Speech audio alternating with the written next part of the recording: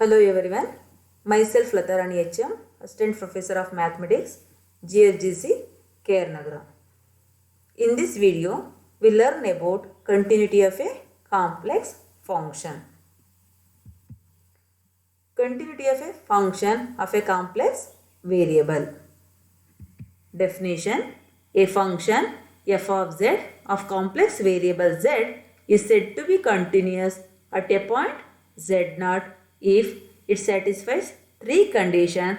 That is, first condition is f of z is defined at z is equal to z0.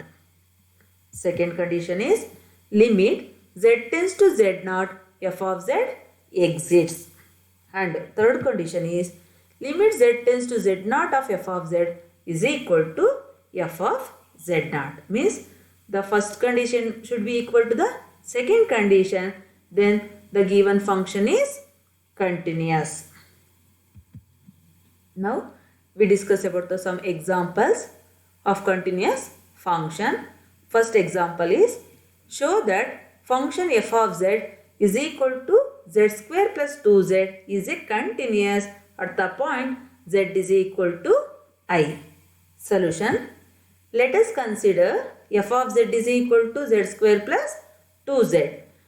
Here continuous means it satisfies the three conditions. First condition is f of z is defined at point z is equal to I. Therefore put z is equal to I. Here we get f of I is equal to I square. I square is in a minus 1 plus 2 into I. This one is exist. Means are defined. Second one is apply the limit for the given function at z tends to I. Therefore limit z tends to I of z square plus 2z is equal to I square is a minus 1 plus 2 into I. The second condition is also exist, and third one is the first condition should be equal to the second condition, that is limit z tends to I f of z is equal to f of I, which is equal to minus 1 plus 2i. Therefore the given function is continuous at the point z is equal to I. Next we consider another example. Show that the function f of z is equal to z square whole divided by z to the power of 4 plus z square plus 1 is continuous at z is equal to e to the power of I pi by 4. Solution: let us consider f of z value. Now we satisfy all the conditions of continuous. First condition is put z is equal to e to the power of I pi by 4.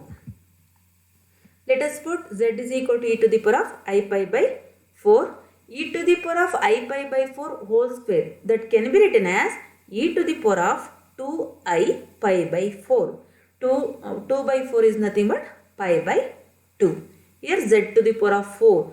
What is z? Z is e to the power of I pi by 4 whole to the power of 4, that can be written as e to the power of 4I pi by 4. 4 cancel. We get e to the power of I pi plus z square plus 1. Now apply Euler's formula for this function. E to the power of I into pi by 2 is can be written as cos pi by 2 plus I sin pi by 2. Cos pi by 2 value is 0 plus I into sin pi by 2 is 1. Therefore 0 plus I is I. And denominator e to the power of I pi. E to the power of I pi is equal to cos pi plus I sin pi. What is the value of cos pi? Cos pi is minus 1 plus I into sin pi is 0. Therefore its value is minus 1. Minus 1 plus I plus 1 gives 1. Then apply the limit for the given function. Again we get 1. Here first condition is also gets the 1 value. Second, after applying the limit we get 1. Therefore third condition is also satisfied, that is limit z tends to e to the power of I pi by 4 of f of z is equal to f of e to the power of I pi by 4.